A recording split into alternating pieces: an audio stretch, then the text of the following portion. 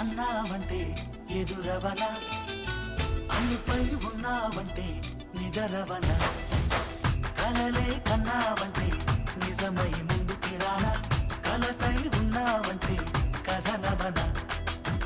అమ్మలో ఉండే సగం అక్షరం నేనే, నాన్నలో రెండో సగం లక్షణం నేనే. అమ్మ తోడు నాన్న తోడు అన్ని నీకు అన్నే చూడు, చెల్లిపోని బంధం నేనమ్మా చిట్టి చెల్లెమ్మ.